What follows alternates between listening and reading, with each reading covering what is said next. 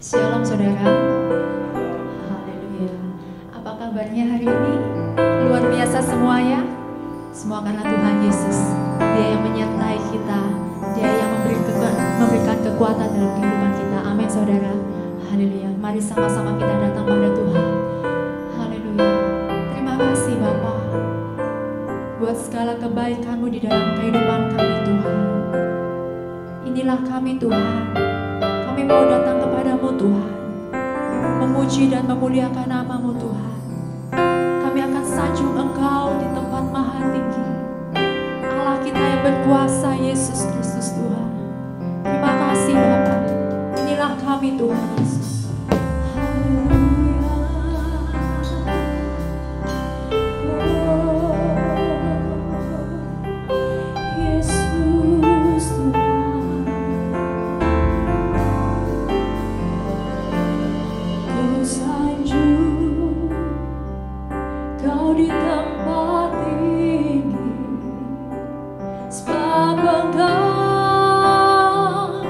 Imam besar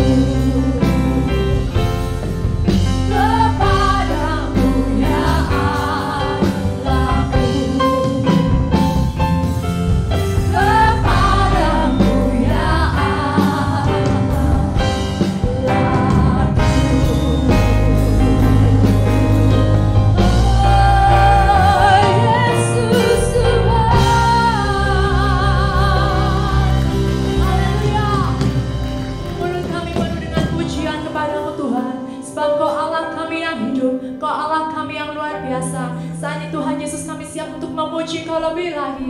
Terima kasih Tuhan. Haleluya, amin. Yang siap memuji Tuhan coba angkat tangannya. Haleluya.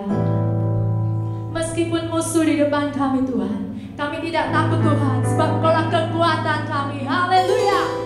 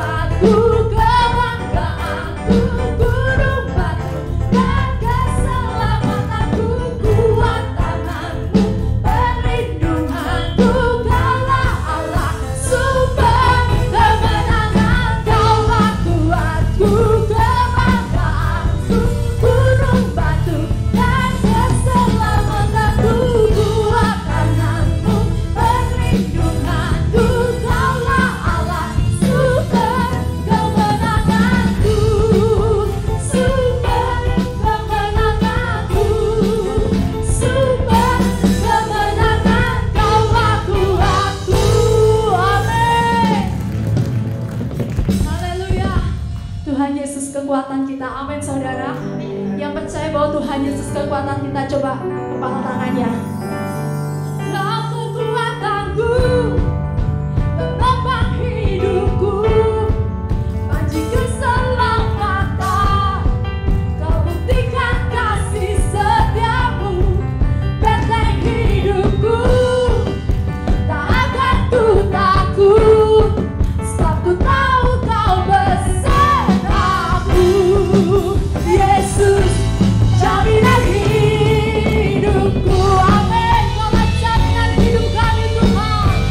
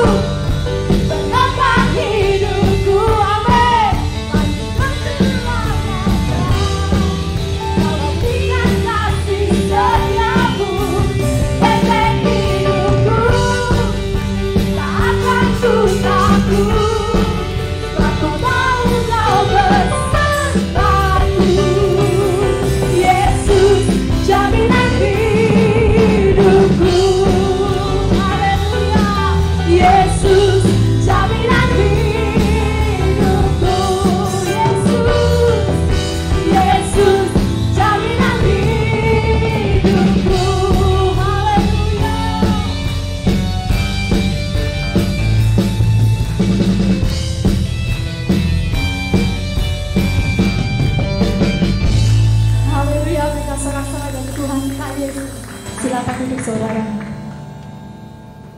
Benar Tuhan, Engkaulah jaminan kehidupan kami Tuhan Yesus. Kami percaya Tuhan, saat kami mengandalkan Engkau, Engkau yang bekerja dalam kehidupan kami Tuhan. Engkaulah kekuatan dalam hidup kami ya Bapa. Apapun yang terjadi dalam hidup kami percaya Engkau beserta dengan kami Tuhan.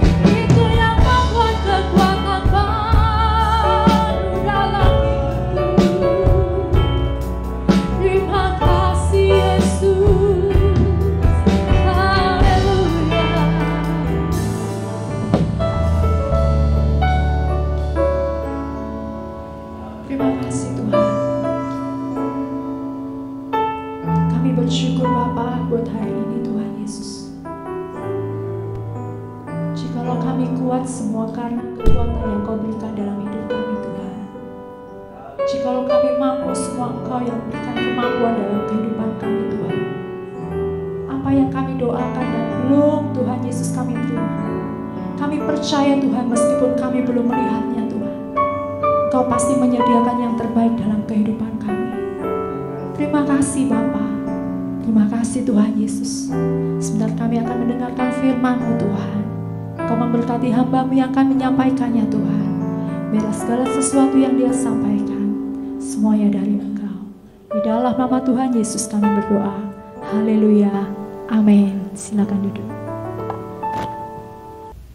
Shalom, puji Tuhan. Bapak Ibu yang dikasihi oleh Tuhan, kita bertemu lagi hari Minggu. Ya, saya senang sekali ketika kita berkumpul, bersekutu di dalam Tuhan Yesus. Ada sesuatu yang baru yang selalu Tuhan ajarkan dalam kehidupan kita, dan itu merupakan pedoman kehidupan kita. Adalah lebih baik kita diam dalam rumah Tuhan daripada di tempat lain. Ketika kita diam dalam rumah Tuhan, ada pengajaran, ada keteguhan iman, ada penghiburan, ada solusi dari kehidupan kita. Mungkin banyak yang memberikan kita nasihat, masukan dalam kehidupan kita atas persoalan, atas masalah-masalah yang kita hadapi. Namun satu perkara yang perlu kita imani dalam kehidupan kita adalah dasar iman kita, yaitu firman Allah yang hidup dan kuat dalam kuasanya dalam kehidupan kita. Nah, hari ini kita akan share tentang keistimewaan dari pribadi Kristus yang luar biasa yang kita imani sebagai pribadi yang sungguh-sungguh mengubah kehidupan kita, ya. Tidak ada pribadi yang seperti dia dalam kehidupan kita. Siapapun di muka bumi ini, entah itu gembala, itu hamba Tuhan, entah itu pemimpin, tapi ada satu pribadi yang luar biasa yang punya keistimewaan dalam kehidupan kita. Dia yang mengajarkan kita, dia yang menolong kita, dia yang tahu kebutuhan kehidupan kita, yaitu Tuhan Yesus, ya. Tuhan Yesus yang luar biasa. Dia tidak dapat ditukarkan oleh apapun dalam kehidupan kita. Harta, kekayaan bisa lenyap dalam sekejap, tapi pribadi, sumber kehidupan itu ada tetap kokoh di dalam kehidupan kita sebagai anak-anak yang ditebus, sebagai orang-orang yang dimuliakan di dalam Kristus Yesus Tuhan, yang dipakai dan sebagai rekan sekerja Allah dalam pekerjaan Tuhan. Dan kita akan belajar tentang pribadi ini sebelum kita masuk untuk menjadi bagian daripada pribadi ini. Bapak Ibu yang kita kasihi, mari kita buka dulu dalam Matius 11 ayat 28. Ya, Matius 11 ayat 28 sampai 30.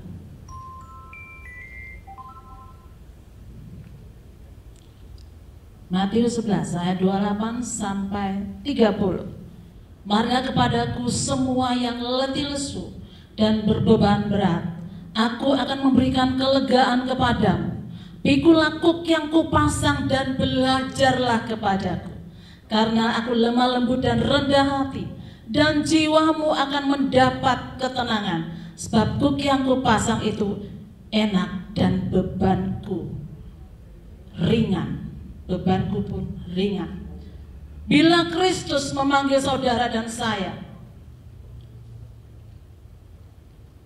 Allah,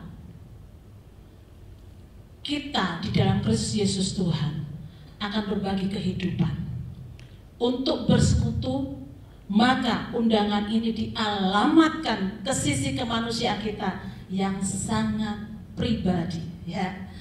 Bila melalui Kristus Yesus Allah memanggil saudara dan saya untuk berbagi kehidupan, ya, untuk bersekutu, maka undangan itu dialamatkan kepada kita, daripada kemanusiaan kita yang paling pribadi. Untuk itu kita perlu sebagai anak-anak Tuhan mengenal Allah dalam Kristus secara pribadi. Artinya keistimewaan dari pribadinya perlu kita teladani sebagai Tuhan dan pusat kehidupan kita. Dalam Matius 11 ayat 28 sampai 30 dikatakan apa? Marilah kepadaku yang letih lesu, ya, semua yang letih lesu dan berbeban berat, aku akan memberikan kelegaan. Pikulah kuku yang kupasan dan belajarlah kepadaku, karena aku lemah lembut. Keistimewaan Tuhan yang pertama adalah apa? Pribadi yang lemah lembut, pribadi yang ramah, pribadi yang baik hati dan tidak pemarah. Bahkan dia mengajak kita sebagai orang yang percaya untuk belajar kepadanya. Keistimewaan Tuhan yang pertama apa? Lemah lembut. Ya. Lemah lembut, saudara, nggak kelemak-lemek, ya, nggak lebay, nggak. Tapi lemah lembut. Lemah lembut tidak lemah dalam perkara-perkara kehidupan, tapi lemah lembut sikap hati yang lemah lembut, mau diajar itu lemah lembut, bukan keras hati. Orang yang lemah lembut gampang diajar, gampang dinasehati dalam segala perkara. Tuhan Yesus adalah pribadi dalam kehidupannya tidak mandiri, maksudnya dia bergantung terus kepada Bapaknya. Tapi kalau bekerja, dia orang yang mandiri. Kita tidak boleh mandiri dalam kehidupan kita. Kita harus bergantung kepada Allah dalam segala hal, dalam pimpinan Roh Kudusnya, dalam kehidupan apapun. Tapi bekerja kita harus mandiri. Jangan mengandalkan kekuatan pribadimu. Jangan mengandalkan apapun. Kita harus mengandalkan Allah dalam segala perkara. Karena ada petunjuk-petunjuk yang Tuhan berikan dalam kehidupan kita. Harta benda bisa lalu dalam kehidupan kita, tapi nasihat firman yang luar biasa itu akan tetap tinggal di dalam kehidupan. Tuhan katakan apa? Lemah lembut, gampang diajar. Ada 6 poin keistimewaan, tapi saya akan cepat aja, saudara. Kalau 6 poin dibahas secara mendetail, kita tidak akan mendapat, kita tidak akan sampai, karena akan panjang pembahasannya. Jadi hal yang pertama, pribadi Yesus adalah pribadi yang lemah lembut. Yesus tidak menghancurkan musuhnya. Justru dengan kelemah lembutannya maka Kristus dapat dilihat dan dirasakan oleh orang-orang yang tidak mengenal Allah. Kalau kita keras dalam perkara kehidupan kita, orang mau lihat apa? Oh, itu keras banget, gak bisa diajar, gak bisa ditegur. Bapak Ibu, seringkali anak-anak Tuhan jadi batu sandungan, kita nggak jadi berkat. Bahkan hamba-hamba Tuhan demikian juga. Saya dulunya juga keras hati, Bapak Ibu. Tapi melalui proses kehidupan yang Tuhan ajarkan dalam kehidupan saya, banyak hal yang diubahkan. Prinsip kehidupan saya. Kalau karakter pribadi saya itu orangnya merah. Kalau di dalam ada waktu itu Pak Esra, Yakob Esra ada memberikan satu ujian psikologi, secara psikologi gitu, tentang karakter. Itu merah, orangnya keras, saudara. Tapi ketika Tuhan jamah hidup saya, ada banyak keubahan, ada banyak hal. Tapi kalau melihat pertama, oh itu sombong ya. Tapi kalau kita mengenal Allah dengan baik dalam kehidupan kita akan diubahkan dari waktu ke waktu. Amin. Bapak Ibu akan diubahkan dari waktu ke waktu, akan disempurnakan dari waktu ke waktu menjadi pribadi yang berkenan di hadapan Allah. Ini yang Allah mau. Yang berdua, Bapak Ibu jadi orang yang lemah lembut, tidak akan menghancurkan musuhnya, dia akan memberkati, gitu ya. Tuhan Yesus pribadi yang penuh kasih. Karena kasihnya kepada kita semua, dia mengorbankan nyawanya. Jadi keistimewaan yang kedua dari pribadi Yesus adalah dia pribadi yang penuh kasih. Dia nggak hitung-hitungan dengan hidupnya. Dia taat kepada Bapaknya. Dia berikan hidupnya untuk memulihkan kita di hadapan Bapa di sorga. Dengan kasihnya, saudara yang dikasihi oleh Tuhan, ketika kita terima Yesus sebagai Tuhan dan Juru Selamat, hidup kita dipulihkan, hubungan kita dengan Tuhan dipulihkan, dosa kita diampuni oleh Allah yang luar biasa. Amin. Saya senang sekali ketika saya belajar tentang pribadi beliau dalam kehidupan saya. dari waktu ke waktu. Gak gampang awalnya ya, gak gampang. Harga diri kita tinggi banget, saudara. Saya mau bilang, ketika orang meremehkan Anda, ketika orang mencerca Anda, ketika orang mengintimidasi Anda, dan ketika orang meremehkan saudara di depan banyak orang, gak gampang. Tapi ketika kita hidup di dalam firman Allah yang luar biasa, ada kekuatan iman, ada kasih yang Tuhan taruh dalam kehidupan kita. Ada sesuatu yang luar biasa membuat kita mampu menghadapi masalah-masalah tentang harga diri kita. Bagaimana kita mengasihi orang, bagaimana kita menerima orang dengan segala kekurangan, bahkan kelebihannya. Tahukah Bapak Ibu, dulunya setiap kali saya melihat orang itu lebih baik dari saya berusaha menekan dia. Saya berusaha menahan dia untuk tidak maju lebih baik dari saya. Karena waktu itu saya punya otoritas sebagai sekretaris daerah, bahkan sekretaris umum gereja. Jadi gampang mengatur orang demikian.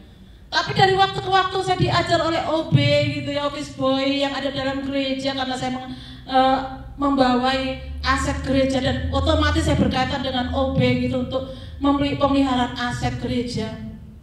Bapak Ibu, saya diajar mulai mereka. Hati saya yang keras mulai dilembutkan. Harga diri yang tinggi, yang sombong, yang tidak menghargai orang lain, mulai Tuhan lembutkan orang-orang sekitar saya. Bahkan ada kakak rohani saya, Kak Beni dan Kosta. Anaknya yang kecil itu seringkali kan saya buat janji.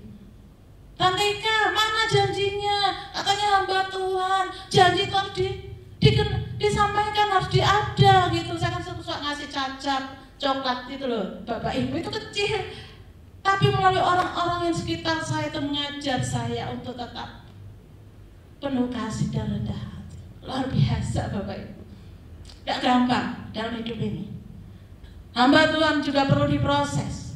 Orang-orang yang di atas juga perlu diproses. Anak-anak Tuhan, umat Tuhan perlu diproses demikian rupa untuk menjadi serupa dengan gambaran anaknya, yaitu Pak Tuhan Yesus yang kita sembah dan kita. Yang ketiga itulah rendah hati. Saat muridnya belajar bertengkar, maksud saya bertengkar antara satu yang lainnya tentang siapa yang terbesar, gitu ya. Pribadi yang ketiga itu yang rendah hati.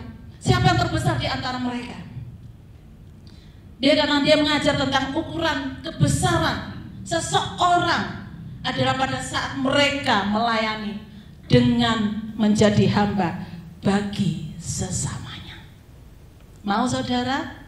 Mungkin di luar kita sebagai bos gitu ya. Tapi ketika kita sebagai bos, apakah kita punya hati hamba sebagai anak-anak Tuhan yang punya pribadi yang luar biasa? Karena kita anak Tuhan, karena kita mengaku Yesus sebagai Tuhan dan Juru Selamat. Apakah kita menjadi apa? Orang yang memiliki kerendahan hati dalam banyak perkara. Rendah diri jangan, tapi rendah hati penting dalam kehidupan kita. Orang minder itu sulit untuk maju, untuk meningkat, bertumbuh dalam iman. Tapi kalau orang yang rendah hati, orang yang mau diajar dalam banyak hal, dia akan terbuka dalam segala sesuatu asal itu berdasarkan firman Allah. Nasihat itu penting, tapi nasihat itu juga harus berdasarkan firman Allah, supaya kita tidak diselewengkan oleh pengajaran-pengajaran yang di luar Kristus. Ya, itu penting banget. Terus kemudian yang keempat, pribadi yang istimewa yang keempat itu nggak ada yang di slide ya. Sorry, Andreas nanti baru masuk slide. Pribadi yang keempat yaitu pribadi bahwa Yesus adalah manusia 100% dan Allah 100%. Alkitab menyatakan bahwa Yesus Kristus adalah Allah 100% dan manusia 100%. Itu termaktub dalam Yohanes pasal 1 ayat 1 sampai 18. Nanti Bapak Ibu baca pelajari di situ bagaimana manusia itu menjadi firman itu menjadi manusia dan hidup di antara kita, dan itu sebagai Tuhan dan Juru Selamat kita. Itu luar biasa banget. Kalau itu dipelajari dengan teliti sebagai anak-anak Tuhan, saya percaya imanmu akan bertumbuh dan semakin mengenal Allah dengan baik ya. Yang kelima, pribadi yang kelima yaitu penebus dan Juru Selamat. Coba kita buka dalam Kolose Kolose pasal 1. Kolose pasal 1 ayat 13 dan 14. Di situ diapakan? Ialah apa? Ia adalah gambar Allah. Maaf. Oh, sorry. Sebentar. Ada agak kesalahan titik. Gak apa-apa ya. Iya benar. Kolose pasal 1.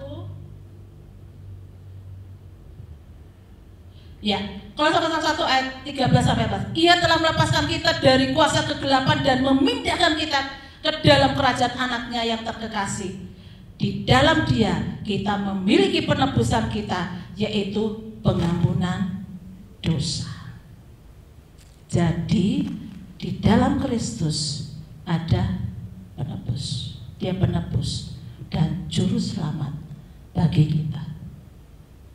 Jadi keistimewaan yang kelima adalah Dia penebus dan juru selamat bagi kita.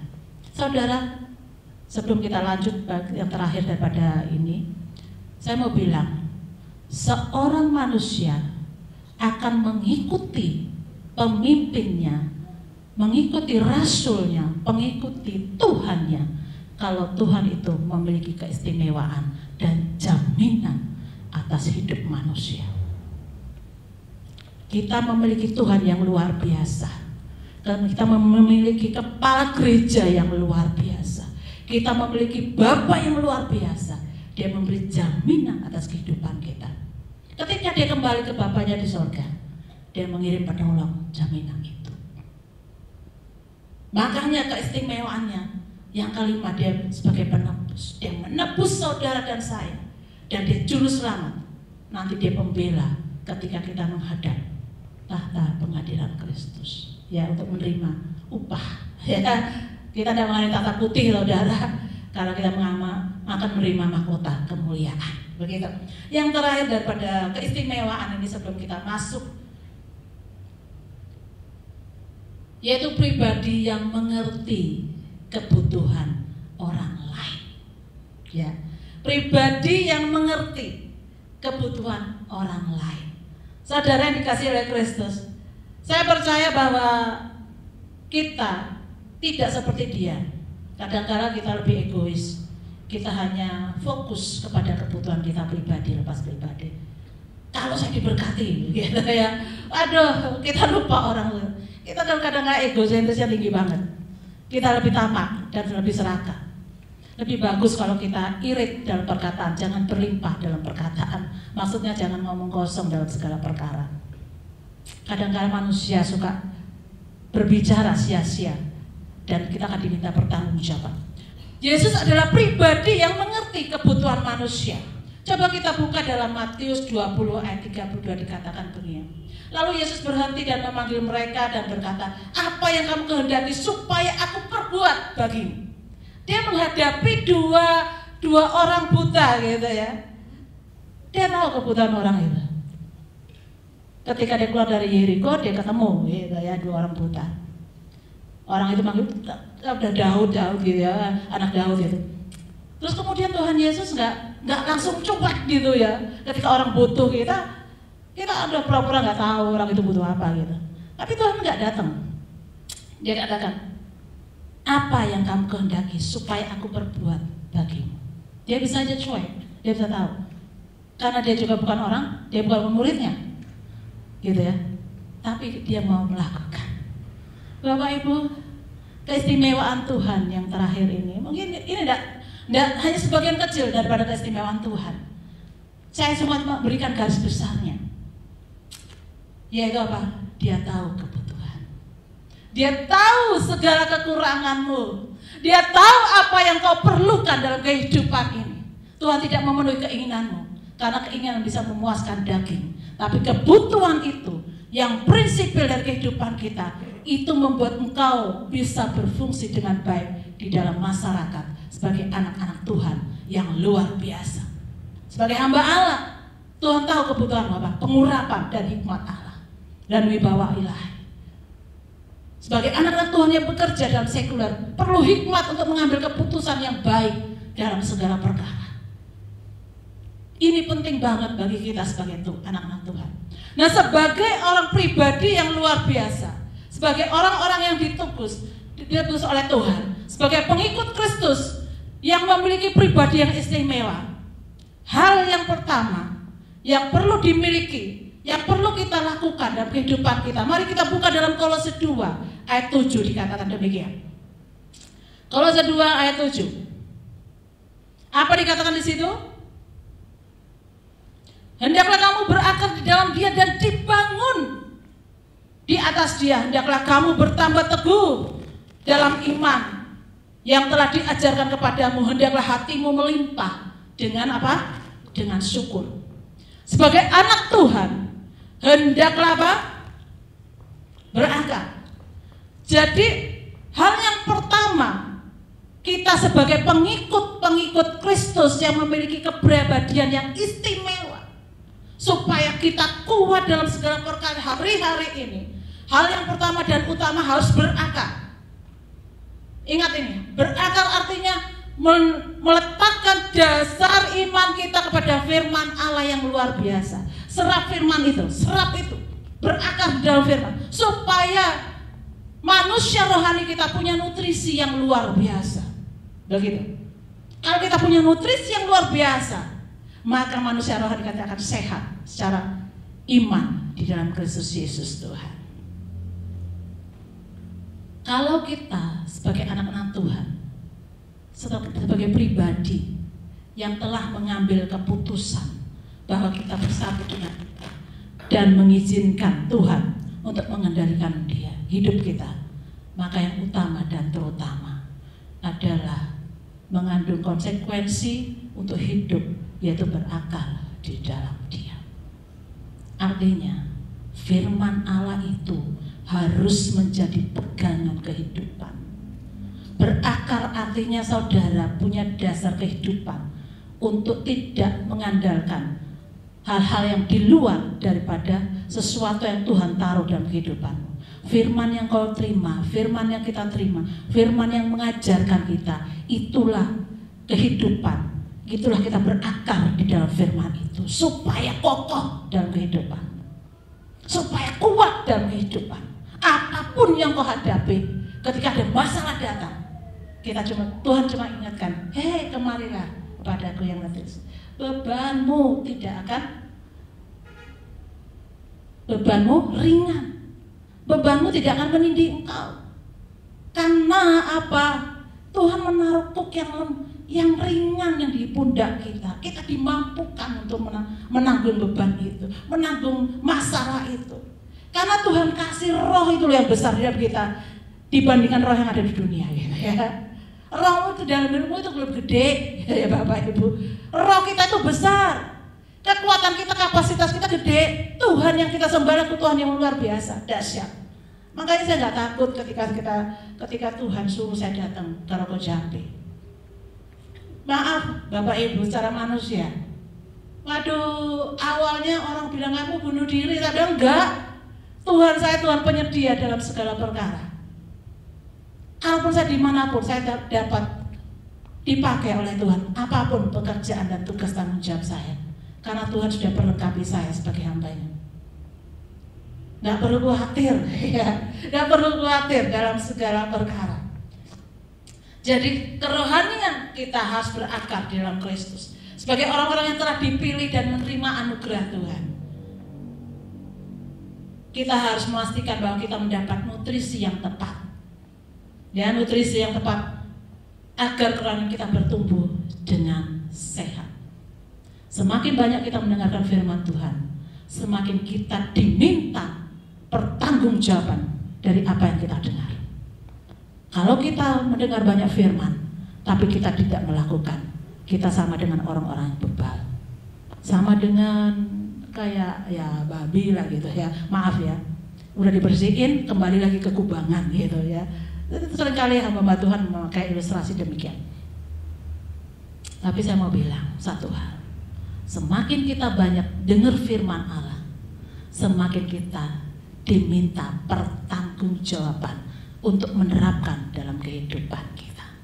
Kalau kita sebagai anak-anak Tuhan, kita menghancurkan orang lain, kita melakukan yang tidak baik pada rekan-rekan sekerja, hamba-hamba Tuhan, kita akan diminta pertanggungjawaban atas tindakan dan perilaku kita.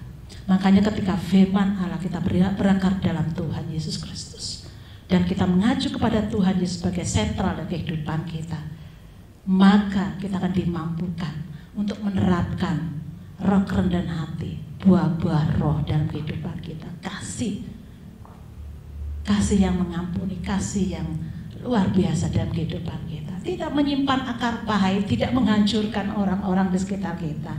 Justru kita membangun orang-orang sekitar kita, bahkan memberkati orang-orang yang ada di sekitar kita. Ini luar biasa. Kemudian daripada Kolose 2 itu dikatakan apa? Kita harus membangun dasar, Bapak Ibu, dibangun di atas Dia. Dibangun di atas Dia. Poin yang kedua, sebagai orang-orang yang luar biasa, hal yang kedua, dibangun di atas Dia. Setelah kita memiliki akar, menyerap nutrisi dan sehat menjadi dasar yang kuat, maka kerohanian kita harus bertumbuh bagaikan bangunan yang didirikan di atas pondasi yang kuat. Saya masih ingat dalam 1 Korintus 3 ayat yang 10 dan 11 ya. Ini perkataan Rasul Paulus, dikatakan 10. Sesuai dengan kasih karunia, ya. Sesuai dengan kasih karunia Allah yang dianugerahkan kepadaku, aku sebagai seorang ahli bangunan yang cakap telah meletakkan dasar dan orang lain membangun terus di atasnya. Tetapi tiap-tiap orang harus memperhatikan bagaimana ia harus membangun di atasnya. Rasul Paulus mengatakan apa? Dia sudahnya beri dasar firman itu. Tapi kita harus mandiri.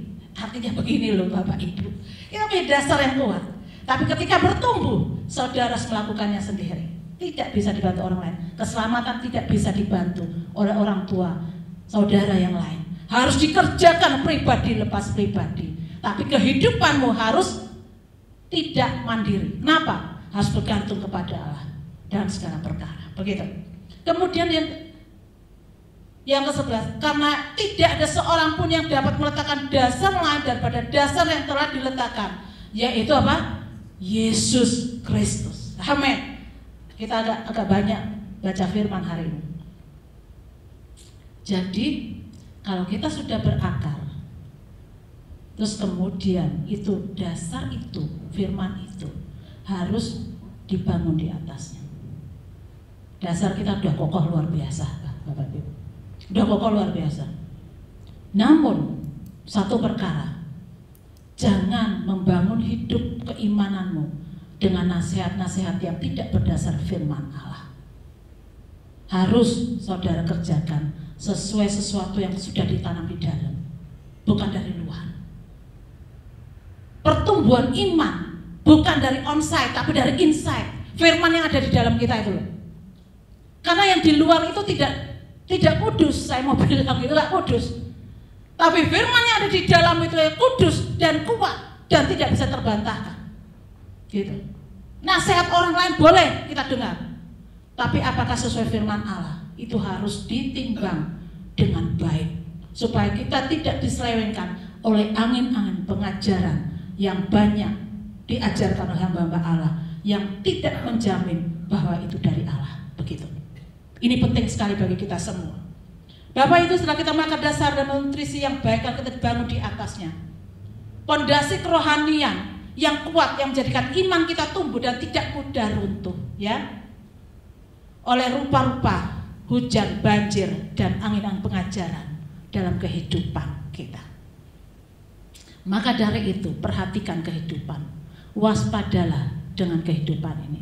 Waspadalah dengan lingkungan di mana kita hidup dan bergaul. Dengan siapa kita bergaul, kadangkala itu mempengaruhi, bukan kita yang mempengaruhi orang untuk hidup benar di hadapan Tuhan, tapi kita seringkali dipengaruhi. Kalau kita iman kita kuat, dasar bangunan kita kuat, ditaruh dimanapun, kita tidak akan menjadi terkontaminasi dengan sesuatu yang tidak kudus yang datang daripada Allah. Keluargamu, anak-anakmu, pekerjaanmu, apapun itu, kalau kita hidup di dalam Tuhan dan imanmu kuat, dasarmu kuat, maka segala sesuatu akan menjadi benar dan berkenan di hadapan Allah. Saudara, yang terakhir, aduh sudah lega banget gitu ya. Mari para pemusik, Pak WL, saya undang kita naik ke depan. Yang ketiga yaitu apa? Bertambah teguh dalam iman kepadanya. Kalau kita sudah berakar, ya, sudah berakar, terus kita punya fondasi, ya, yang kuat di dalam Tuhan. Yang ketiga, kita harus bertambah teguh dalam iman sesuai dengan firman Tuhan. Bapak Ibu yang dikasihi oleh Tuhan, kalau kita tadi perhatikan dalam ayat yang ke-7, saya kembali pada ayat yang ke-7. Saya bacakan kembali ya. Hendaklah kamu berakar di dalam Dia dan dibangun di atas Dia. Hendaklah kamu bertambah teguh dalam iman yang telah diajarkan kepadamu, dan hendaklah hatimu melimpah dengan syukur. Hal yang ketiga, sebagai pengikut Kristus, dengan kehidupanmu yang sekarang, bertumbuhlah semakin teguh di dalam iman. Karena pribadi yang kita ikuti adalah pribadi yang memiliki keistimewaan yang luar biasa. Firman yang kita dengar, pribadi sifat karakter Kristus yang ada, yang kita tahu, dan kita semakin mengenal Dia. Lakukan, karena Dia telah menjadi teladan hidup dalam kehidupan kita. Bertambah teguh dalam iman. Tidak jarang ini sampaikan hamba-hamba Tuhan dan pemuka agama, supaya kita kuat, supaya kita tetap kuat, tidak keluar dari jalur Tuhan, tidak keluar dari rencana Tuhan. Makanya Yesus sendiri memberikan nasihat agar kita waspada serta menguji, dan kehidupanmu akan dilihat dari buah yang kau keluarkan. Apakah buah-buah roh itu hadir dalam kehidupan? Apakah kita jadi berkat? Ataukah jadi cemooh dari orang lain? Sebagai hamba Tuhan, sebagai anak-anak Tuhan, mari angkat pujian yang tadi. Refrennya aja.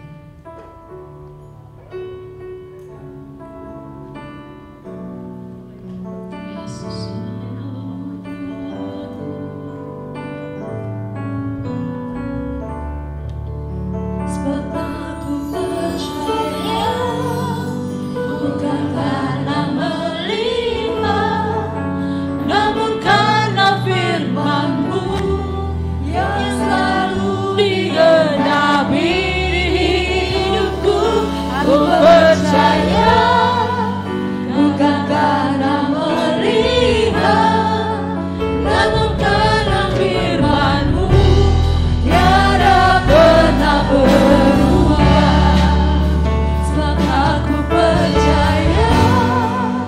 Bukan karena melihat, namun karena firman-Mu yang selalu digenapi di hidupku. Percaya, bukan karena melihat, namun karena firman-Mu tiada pernah berubah. Bapak Ibu, mari kita renungkan firman Allah ini. Apakah selama hidup ini kita berakar? Apakah kita membangun dasar iman yang kuat dan tetap teguh berdiri dan selalu mengucap syukur di dalam Tuhan? Kalau kita sebagai anak-anak Tuhan telah menerima Yesus sebagai Tuhan dan pusat kehidupan kita. Konsekuensi dari kehidupan kita harus meneladani kehidupan Kristus dalam kehidupan. Inilah keistimewaan yang Tuhan ajarkan dalam kehidupan kita. Dia telah menguduskan saudara. Dia telah memulihkan kehidupanmu dengan Bapamu di sorga. Supaya kita kuat dalam segala perkara. Supaya kita melihat bagaimana Allah bekerja dalam kehidupanmu. Apapun yang kau perbuat, pasti dibuat Allah berhasil. Mari kita angkat berdiri dan katakan, Tuhan, ini aku mau sebagai Engkau. Sebab aku Percaya ya, bukan karena melihat, namun karena firman-Mu yang selalu genapi dalam hidupku. Karena percaya, yes, bukan karena melihat, namun karena firman-Mu tiada pernah berubah. namun karena firman-Mu tiada pernah berubah. Namun karena firman-Mu Tiada pernah berubah. Ya, Bapak, terima kasih atas firman Allah yang luar biasa. Kami semakin mengenal Engkau secara pribadi dalam kehidupan kami. Terima kasih atas Allah yang hidup, Allah yang luar biasa, yang menjamin kehidupan kami dengan teladan kehidupan-Mu dalam kehidupan kami. Sebagai umat pilihan-Mu, sebagai anak-anak ketebusan-Mu, sebagai hamba-hamba Allah yang luar biasa yang dipakai oleh-Mu, ajar kami dan mampukan kami Tuhan untuk tetap kuat di dalam Kau, tetap berakar dan bertumbuh dengan sehat di dalam Kau. Apapun yang kami alami hari-hari ini, kami percaya firman-Mu pasti digenapi dalam kehidupan kami sebagai anak ketebusan. Di dalam nama Tuhan Yesus kami mengucap syukur. Haleluya. Amin.